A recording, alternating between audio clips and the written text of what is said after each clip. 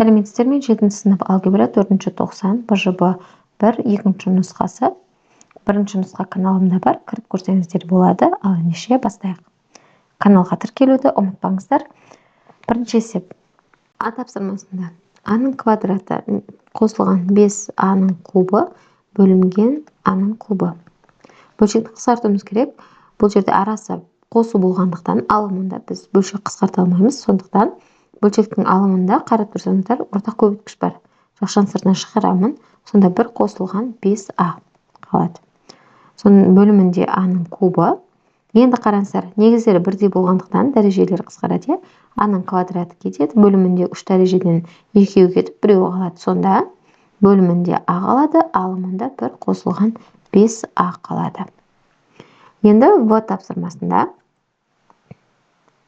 3х қосылған 9 бөлімінде х квадрат минус 9. Бұл жерде 9 деп отырғанымыз ол 3-дің квадраты.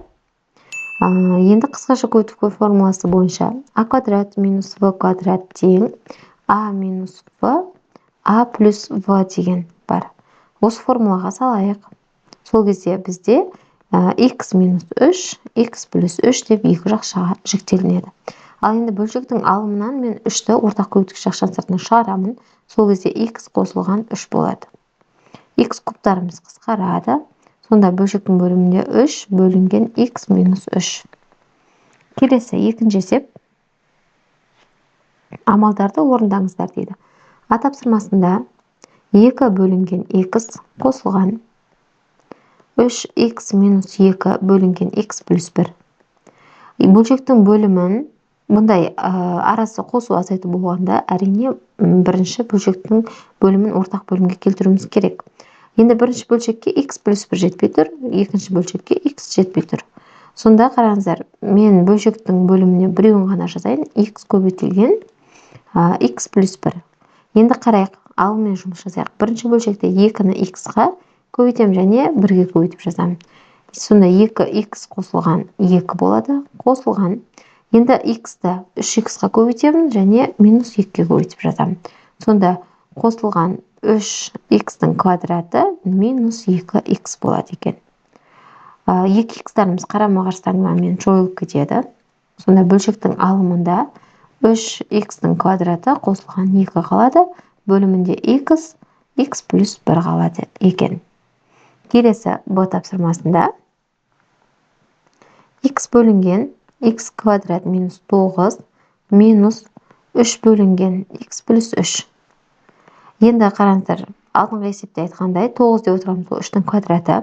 Біз оны екі жақшаға жіктеп жаза аламыз. Сонда х минус 3, х плюс 3 деп жаза аламыз. Және алымында х бар, минус 3 бөлінген х плюс 3.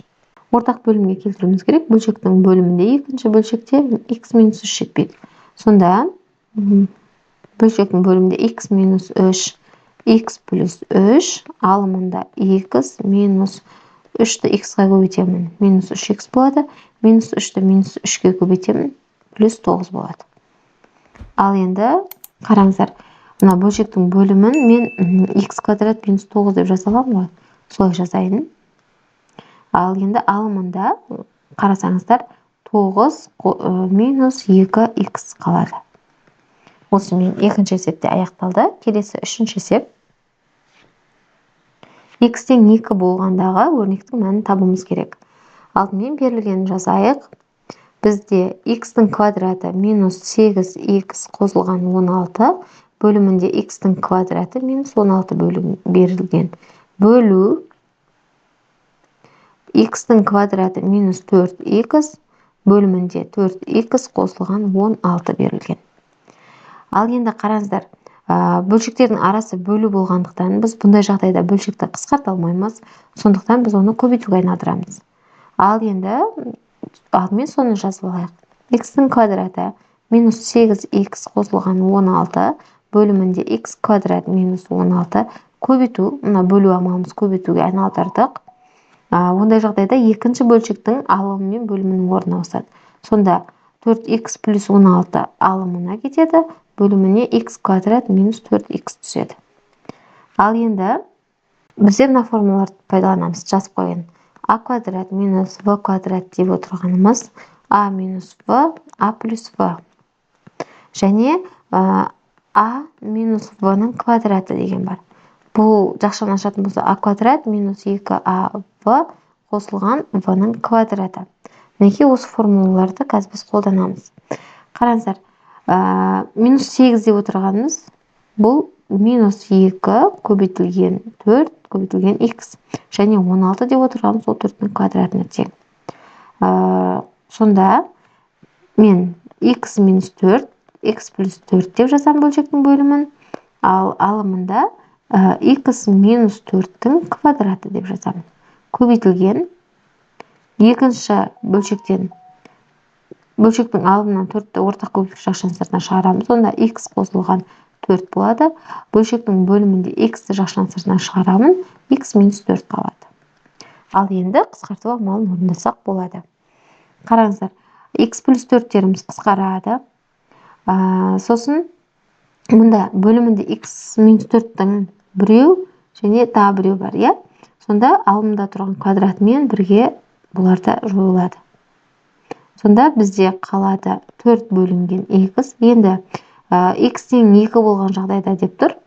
Сонда 4-ті 2-ге бөлем, x-дің орнына 2 қойып, сонда біздің бөлшегіміздің мәні 2-ге тең болды. Келесі төртінші есеп. Бізде а бөлінген в тең 2 дейді. Біз мына жерде бірден жасайық. Бұдан қараңыздар, бөлшектің бөлімінде 2-ның бөлімінде 1 бар деген сөз, бірақ бізге көрінбейді. Сондықтан мен адан в-ны 2-ден 1 деп жаза аламын. Енді бізге берілген өрнекті қарайық. 2в қосылған а бөлінген 2а. Бізде осындай өрнек берілген екен. Қараңыздар, мен бөлшекті шашқым келіп тұр. Яғни былай істейік. 2в бөлінген 2а қосылған 2адан а. Бұдан ештеңе өзгермейді, себебі бөлшектің бөлімі бірдей болса, біз біреуін ғана жазуымызға болады. Енді қарайық, осы жерден мен а мен а-ны қысқартамын. 2 мен 2-ні қысқартып жіберемін. Сол кезде қараңыздар, адан в қалады, қосылған мұнда 2-ден 1 қалады. Енді қараңыздар, адан в біз жаңа таптық, 2-ден 1-ге тең, қосылған 2-ден 1, 2-ден 1-ге 2-ден 1-ді қосатын болсақ, ол бізде 1-ге тең болады екен. Осымен біздің есептеріміз аяқталды. Каналға тіркелуді ұмытпаңыздар. Басқадан нұсқасы шығатын болады.